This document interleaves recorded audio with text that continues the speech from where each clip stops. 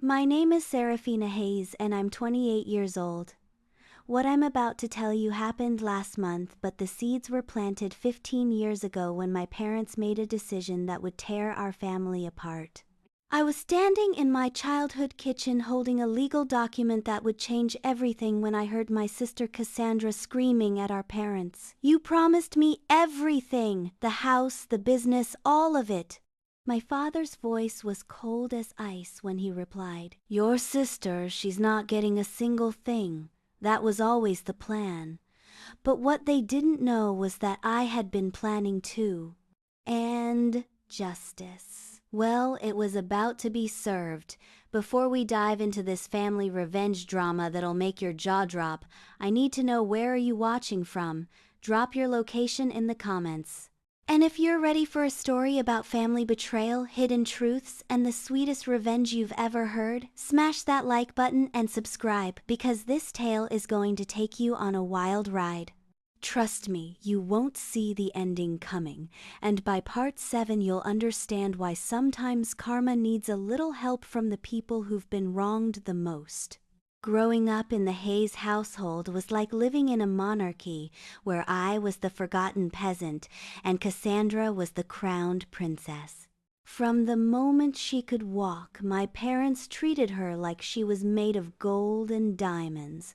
Every birthday, every Christmas, every achievement, no matter how small, was celebrated like a national holiday when it came to Cassandra. Meanwhile, I could have cured cancer, and my parents would have asked why I didn't do it faster. My father, Richard Hayes, owned a successful construction company that had been in our family for 3 generations. Hayes and Sons Construction was worth millions, and from the time Cassandra turned 16, she was already being groomed to take over. Never mind that I was the one who actually understood business, who had gotten a degree in construction management, who spent summers working on job sites while Cassandra was getting her nails done. No, she was the chosen one, and I was just there. The house we grew up in was a sprawling colonial worth over $2 million, sitting on 15 acres of prime real estate outside Richmond, Virginia. It had been my great-grandfather's dream home, built with his own hands back in 1952. Every room held memories of our family history, every corner told a story of Hayes' family success. But according to my parents, none of that history included me. I remember the exact moment I realized how deep the favoritism ran. I was 21, fresh out of college with honors, and I came home excited to share my graduation photos. I found my parents in the living room, huddled over paperwork with their lawyer, Mr. Peterson. They were so engrossed in their conversation that they didn't notice me walk in. "So the will is ironclad?" my mother Patricia was asking. "Seraphina won't be able to contest it, Mr." Peterson nodded gravely. "The business, the house, all investments, everything goes to Cassandra. Seraphina gets the $5,000 savings bond you set up when she was born. That's it. $5,000. After 21 years of being their daughter, of loving them unconditionally, despite their obvious preference for my sister, I was worth $5,000 to them. I backed out of the room silently, my heart shattered into a million pieces. That night, lying in my childhood bed for what I didn't know would be one of the last times I made a promise to myself. I would never again beg for their love or approval. I would make my own way in the world, and I would succeed without them. But more importantly, I would pay attention. I would watch and I would wait, because something told me that the truth about our family was much darker than simple favoritism. The signs were always there, but I had been too young and too desperate for my parents' love to see them clearly. Cassandra looked nothing like me or our parents. Where we were all dark-haired with brown eyes, she was blonde with striking blue eyes. My parents explained it away as recessive genes from distant relatives, but even as a child I had my doubts. More telling were the hushed conversations that stopped when I entered a room, the way my parents' friends would look at Cassandra with knowing glances, and the fact that despite supposedly being 2 years younger than me, Cassandra had always seemed more mature, more worldly. There were gaps in her childhood photos, missing medical records, and a birth certificate that looked suspiciously newer than mine. But it was the way my parents protected her that really made me suspicious. When Cassandra got caught cheating in high school, they hired the best lawyers to make it disappear. When she crashed my father's Porsche while drunk at 17, they covered it up and bought her a new car. When she dropped out of college after one semester to find herself in Europe, they funded her entire adventure without question. Meanwhile, when I needed help with college tuition, they told me to take out loans. When I asked to borrow a car for job interviews, they said I needed to learn responsibility by saving for my own. The double standard was so glaring that our extended family started to notice, but no one dared question Richard and Patricia Hayes. As the years passed, I built my own life with determination and spite as my fuel. I worked my way up from entry-level positions in construction companies, learning every aspect of the business from the ground up. I saved every penny, invested wisely, and slowly but surely began building my own empire. All while watching my sister coast through life on our parents' money, making mistake after mistake without consequence. But the whole time, I was also gathering information. Every family gathering, every overheard phone call, every slip of the tongue from relatives who had too much wine, I collected it all like pieces of a puzzle. And slowly, the picture that emerged was not of favoritism, but of deception so deep that it had poisoned our entire family tree. By the time I turned 25, I had started my own small construction consulting firm specializing in historic building renovation. It was ironic that I chose to restore old buildings when my own family foundation was crumbling, but the work gave me purpose and, more importantly, connections throughout the industry. Through these connections, I began to learn things about Hayes & Sons construction that my father definitely didn't want me to know. The first red flag came from Tommy Rodriguez, a foreman who had worked for my father for over 20 years. We met at an industry conference, and after a few drinks, he started talking about the old days when my great-grandfather and grandfather ran the company with integrity. "Your dad, though," Tommy said, shaking his head sadly, "he changed about 15 years ago. Started cutting corners using cheaper materials, bribing inspectors. The company's been skating on thin ice for years, surviving on reputation alone." 15 years ago. The timeline was too convenient to ignore. That was right around when my parents' favoritism toward Cassandra became absolutely blatant. I pressed Tommy for more details, and what he told me made my blood run cold. There was this big project, the Riverside Mall renovation.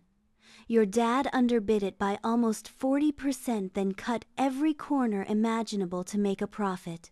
When the structural engineer raised concerns, your dad had him fired and hired someone who would sign off on anything. That building's a disaster waiting to happen. I did my own research into the Riverside Mall project and discovered that Tommy was right. The building had been experiencing problems for years, ceiling collapses, foundation cracks, electrical issues, but my father's company had been covering them up with quick fixes and bribes. It was only a matter of time before someone got seriously hurt, and when they did, the lawsuits would destroy Hayes & Sons construction. But that wasn't even the worst of it. As I dug deeper into my father's business practices, I discovered a pattern of fraud, tax evasion, and safety violations that stretched back over a decade. The man I had grown up idolizing, despite his treatment of me, was nothing more than a criminal in an expensive suit. The more I learned about my father's corruption, the more I wondered what other secrets my family was hiding. That's when I decided to hire a private investigator to look into our family history. I told myself I just wanted to understand why my parents had always treated Cassandra so differently, but deep down, I think I already knew what I would find. The investigator's name was Marcus Thompson, a former police detective who specialized in family background checks and genealogy research. I gave him everything I could think of: birth certificates, family photos, medical records I had managed to copy over the years. What he discovered 3 weeks later would change everything. Seraphina Marcus said when he called to arrange our meeting, "You need to sit down for this, and you might want to bring a lawyer." We met at a coffee shop downtown and Marcus slid a thick folder across the table to me. Inside were documents that made my hands shake as I read them. Hospital records from 26 years ago. Legal documents and DNA test results that Marcus had obtained through his law enforcement connections. Cassandra wasn't my sister. She wasn't even related to us. According to the hospital records, Patricia Hayes had given birth to a stillborn daughter 26 years ago, the same year Cassandra was supposedly born. The death certificate was right there in black and white. But instead of grieving their loss publicly, my parents had covered it up and somehow obtained a baby to replace her. The DNA evidence was conclusive. Cassandra shared no genetic material with either of my parents or with me. She had been living in our house, spending our family's money and preparing to inherit everything that rightfully belonged to our actual family bloodline, and she wasn't even legally their daughter. "How is this possible?" I whispered, staring at the documents in disbelief. Marcus leaned forward. "From what I can piece together, your parents were desperate after losing their baby. They were connected to someone in the illegal adoption market, babies sold by young mothers who couldn't afford to raise them. Your parents bought Cassandra when she was just a few days old and have been living this lie ever since." The illegal adoption explained so much: why Cassandra's birth certificate looked newer, why there were gaps in her early medical records, why she looked nothing like the rest of us. My parents had been so consumed with maintaining their perfect image that they had built their entire family on a foundation of lies. But the most devastating part was realizing that while they were lavishing attention and money on a child who wasn't even theirs, they had been neglecting and rejecting their actual daughter, me. I was the only true Hayes heir, and they had been planning to give everything to an imposter. As I sat in that coffee shop surrounded by evidence of my family's deepest secrets, I felt a rage so pure and powerful that it scared me. But underneath the anger was something else: opportunity. Because if Cassandra wasn't legally their daughter, then every plan they had made, every will they had written, every promise they had given her was built on fraud. And fraud, as I was about to learn, could be very, very expensive. The next 6 months were the most challenging and exhilarating of my life. By day, I continued running my consulting business, taking on bigger projects and building my reputation in the industry. By night, I worked with Marcus and a team of lawyers to build an airtight case that would expose every lie my family had been living. The legal implications were staggering. Not only had my parents committed adoption fraud, but they had also been filing false tax documents for years, claiming Cassandra as a dependent when she wasn't legally their child. The IRS tends to take a very dim view of that kind of deception, especially when it involves millions of dollars in tax benefits over more than 2 decades. But I wasn't content to just expose the adoption fraud. If I was going to bring down the house of lies my family had built, I was going to do it completely. That meant also exposing my father's construction company corruption, which had been endangering lives for years. Working with Tommy Rodriguez and several other former employees who had grown disgusted with my father's practices, I gathered evidence of safety violations, bribery, and fraud that would make a prosecutor's career. We had photos of substandard materials being used in critical structural elements, recordings of my father ordering workers to ignore safety protocols, and documentation of bribes paid to building inspectors. The hardest part was maintaining my facade during family gatherings.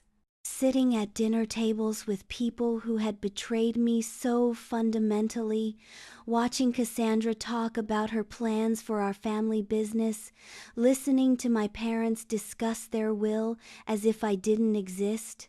It took every ounce of self-control I possessed not to explode. But I had learned patience from years of being overlooked and underestimated.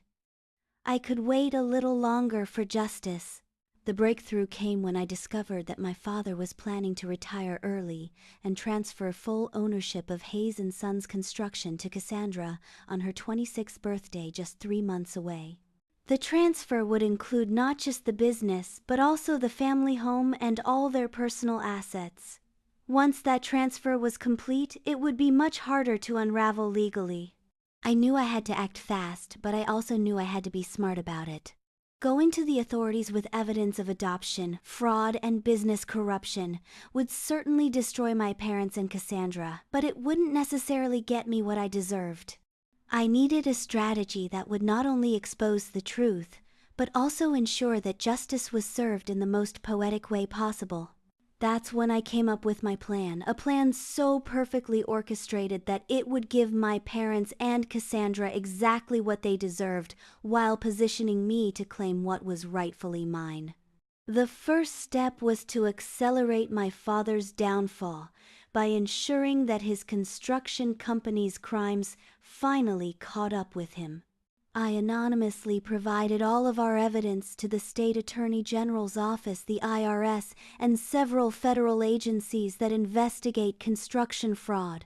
I also tipped off investigative journalists at 3 major newspapers, providing them with documents that would make front-page news, but timing was everything. I needed these investigations to become public at the exact moment when it would do the most damage to my family's plans. The second step was to prepare my own legal counterattack. Using the adoption fraud evidence, my lawyers prepared documents that would not only expose Cassandra's true status, but also challenge every legal arrangement my parents had made regarding their estate. Since Cassandra wasn't legally their daughter, she had no rightful claim to inherit anything from the Hayes family. As the sole legitimate heir, I would be entitled to everything, the business, the house, all of it. The third step was the most delicate. I needed to gather my family together for one final confrontation, where I could reveal the truth and watch their carefully constructed world collapse around them. I decided that Cassandra's 26th birthday party would be the perfect venue for this revelation. My parents had planned an elaborate celebration at our family home, inviting extended family business associates and friends to celebrate what they believed would be Cassandra's symbolic ascension to head of the Hayes family empire. Instead, it would become the stage for the most spectacular downfall in our family's history. Do you ever wonder what it feels like to hold that much power over people who have wronged you? As I finalized my plans in those final weeks, I felt like I was holding lightning in my hands. Everything my parents and Cassandra cared about, their reputation, their wealth, their future, was about to be destroyed, and they had no idea it was coming. But this wasn't just about revenge. This was about justice. This was about a daughter reclaiming her birthright from people who had stolen it through lies and fraud. This was about ensuring that the Hayes family legacy went to an actual Hayes family member. The morning of Cassandra's birthday party, I woke up knowing that by the end of the day, my entire world would be different.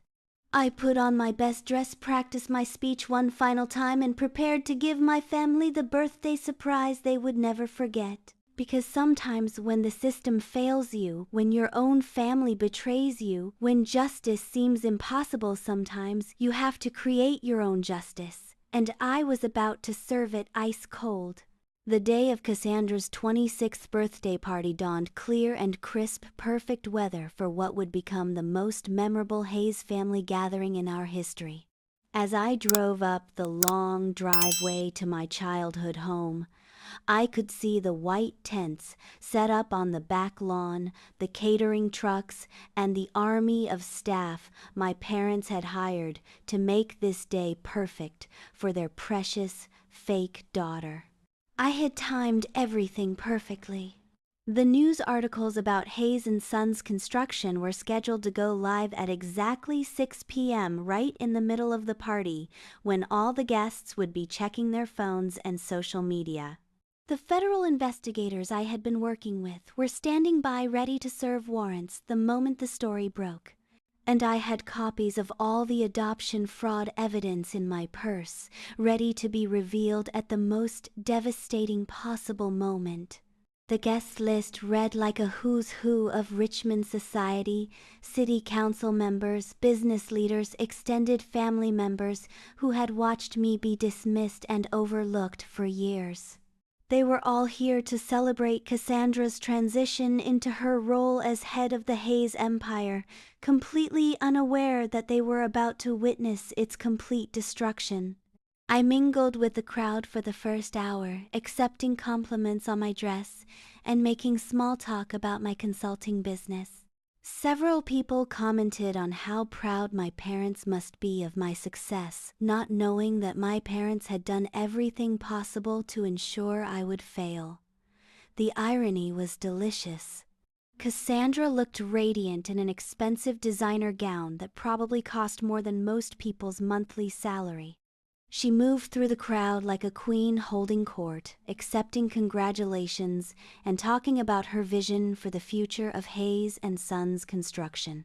If I hadn't known the truth about her, I might have felt sorry for what was about to happen to her. My parents were in their element, playing the role of proud family patriarchs, passing their legacy to the next generation. My father gave several informal speeches about family values and the importance of blood loyalty statements that would become incredibly ironic within the next few hours. At 5:45 p.m., I positioned myself near the main stage where my father was preparing to give his official speech announcing Cassandra's promotion to company president. I had my phone ready, and I was watching the clock with the precision of a military operation. At exactly 6:00 p.m., my phone buzzed with the notification I had been waiting for. The Richmond Times-Dispatch had just published their exposé, Hayes & Sons Construction, a legacy of fraud, bribery, and dangerous practices. Within minutes, other news outlets were picking up the story and social media was exploding with details about my father's crimes. I watched as guests began checking their phones, their expressions changing from celebration to confusion to horror as they read the headlines.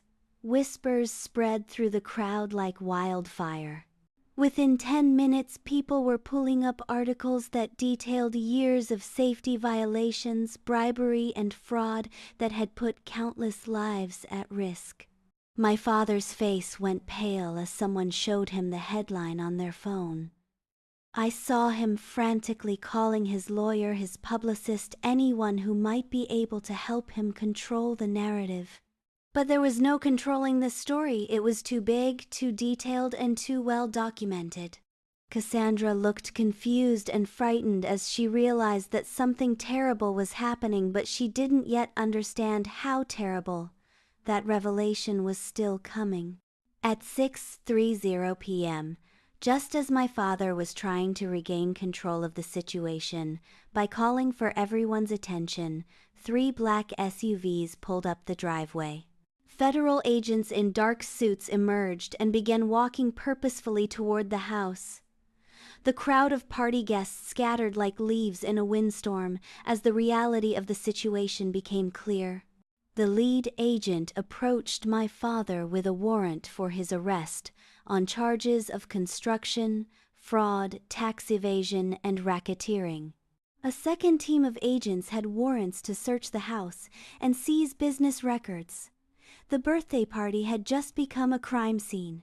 As chaos erupted around us, I calmly walked up to the stage and took the microphone. The crowd that remained mostly family members and close friends who were too shocked to leave turned to stare at me in confusion. "Ladies and gentlemen," I said, my voice carrying clearly across the lawn, "I know you're all confused about what's happening here today. Allow me to explain."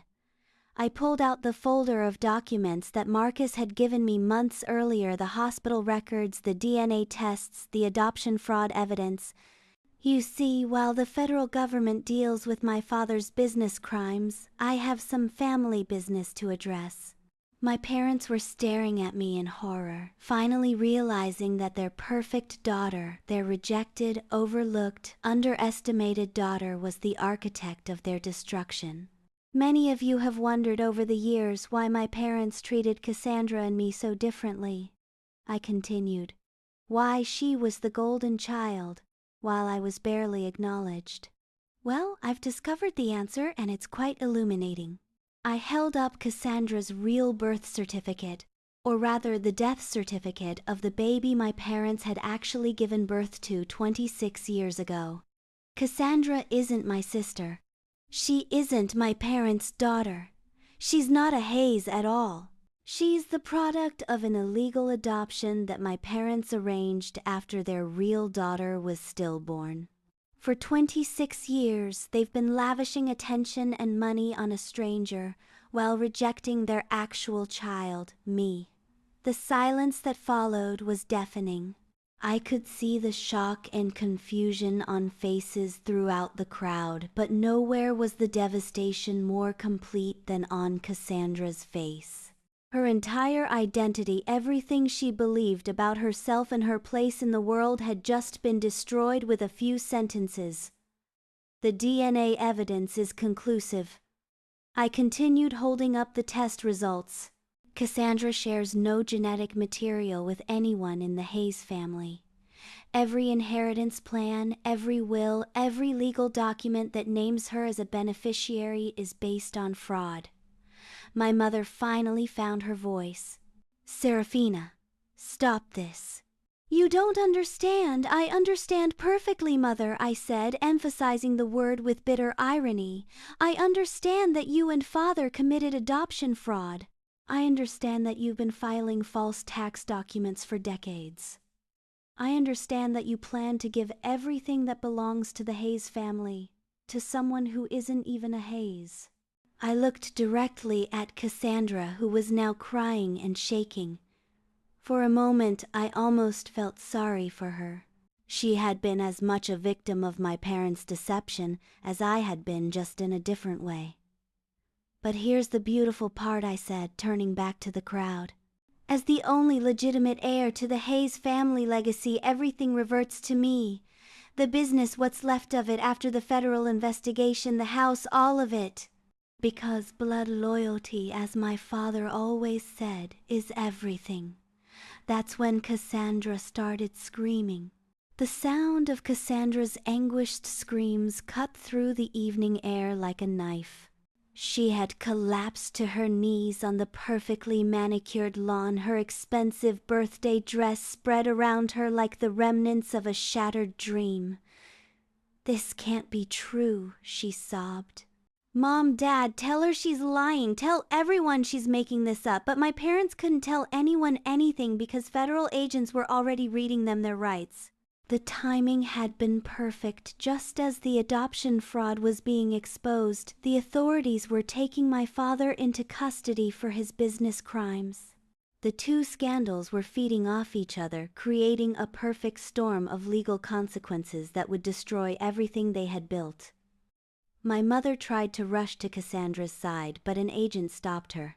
"Ma'am, you're also under arrest for conspiracy to commit fraud and tax evasion." The handcuffs clicked into place as Patricia Hayes realized that her carefully constructed world was crumbling around her. I stood on that stage watching my family's destruction with a mixture of satisfaction and sadness that surprised me. This was justice, but it didn't feel as sweet as I had imagined it would. These people had hurt me deeply, but seeing them broken and desperate brought me no joy, only a grim sense of closure.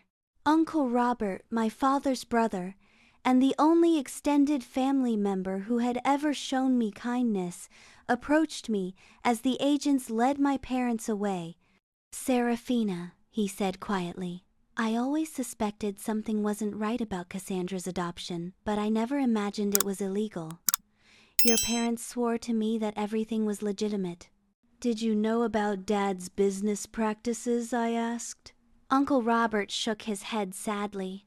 "I suspected he was cutting corners, but I had no idea it was this extensive.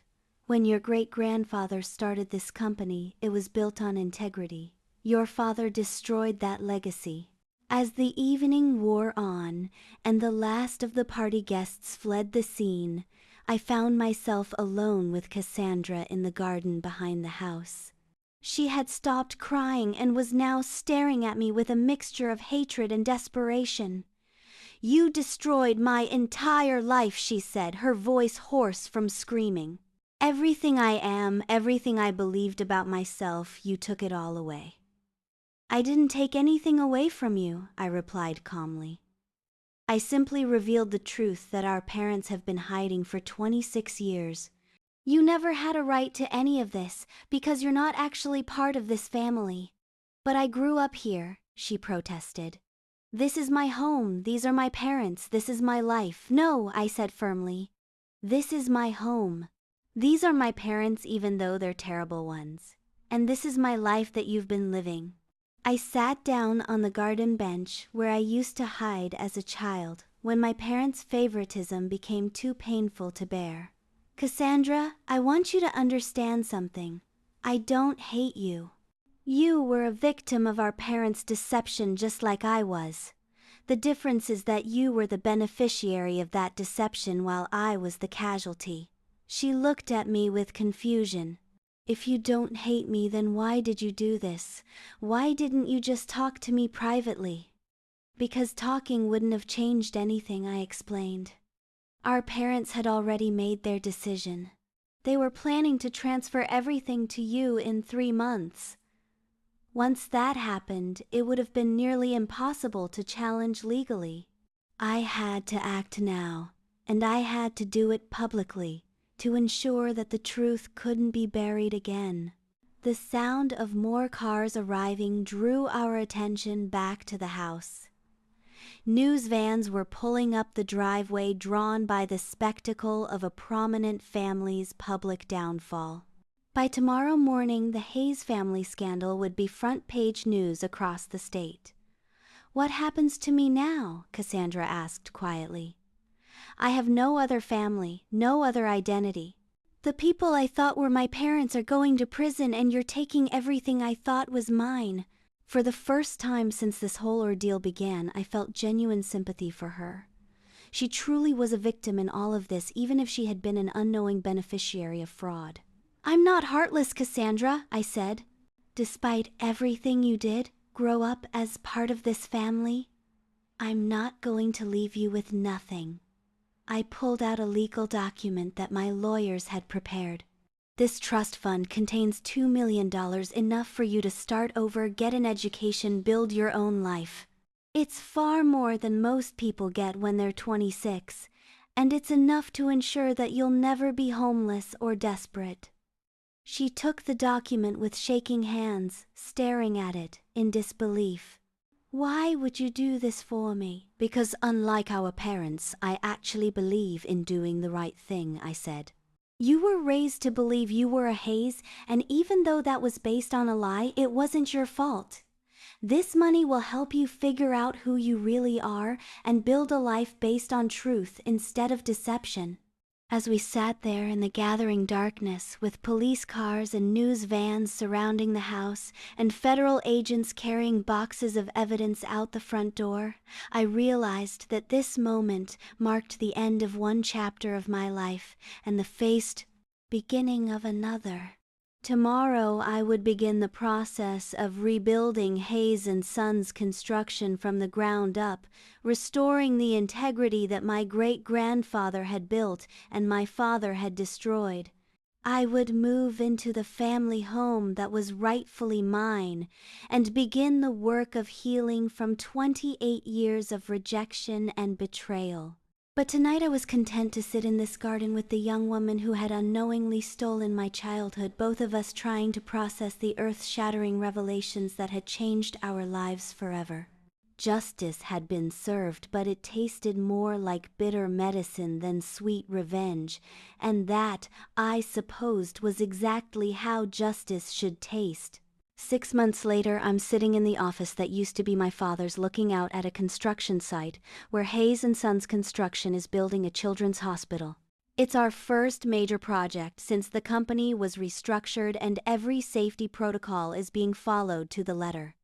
The Hayes name means something again in this industry, something good. The legal proceedings moved faster than anyone expected. My father was sentenced to 8 years in federal prison for fraud, racketeering, and tax evasion. My mother received 4 years for her role in the conspiracy. The adoption fraud charges added additional time, but more importantly, they legally severed any connection between Cassandra and the Hayes family estate. Cassandra used the $2 million I gave her to move to California, where she's studying psychology at UCLA. She sent me a letter last month, the first communication we'd had since that terrible birthday party. In it, she thanked me for the money and told me she was in therapy trying to understand her identity and process the trauma of learning that her entire life had been built on lies. She also said something that surprised me.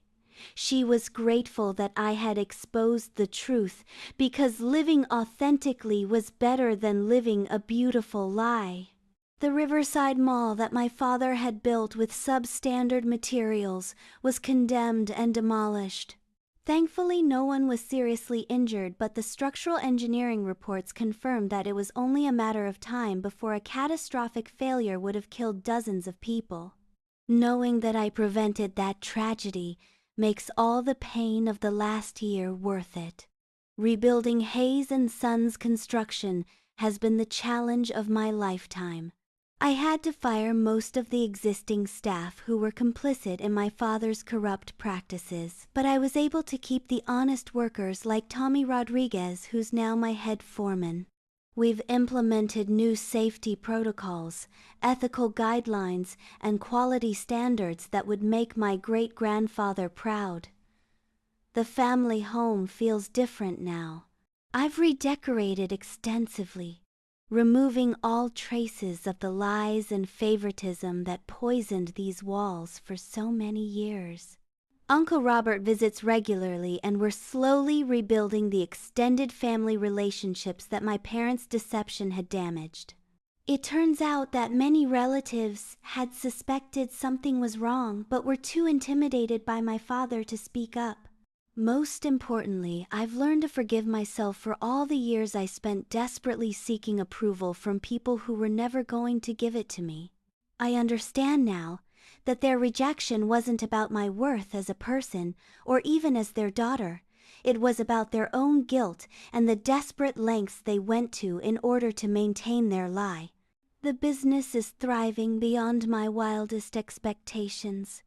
Word has spread throughout the industry about our commitment to ethical practices and quality work, and we're booked solid for the next 2 years. Hayes & Sons Construction is going to be bigger and better than it ever was under my father's leadership, built on a foundation of integrity instead of corruption.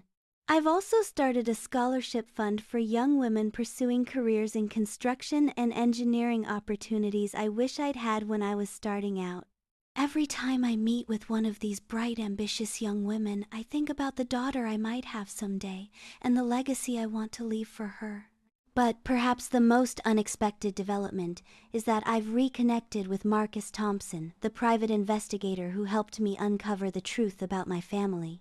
What started as a professional relationship has grown into something deeper, and for the first time in my life, I'm in a relationship with someone who knows all my secrets and loves me anyway. You know, they say that family vengeance is a dish best served cold, but what I've learned is that real justice isn't about revenge at all. It's about truth, accountability, and building something better from the ashes of what was destroyed. My parents tried to write me out of their story, but in the end, I became the author of my own. I want to hear from you. Have you ever had to stand up to family members who betrayed you? How do you balance justice with forgiveness when the people who hurt you are your own blood? Drop your thoughts in the comments below, because stories like mine happen more often than people realize, and sometimes we all need to know we're not alone in fighting for what's rightfully ours.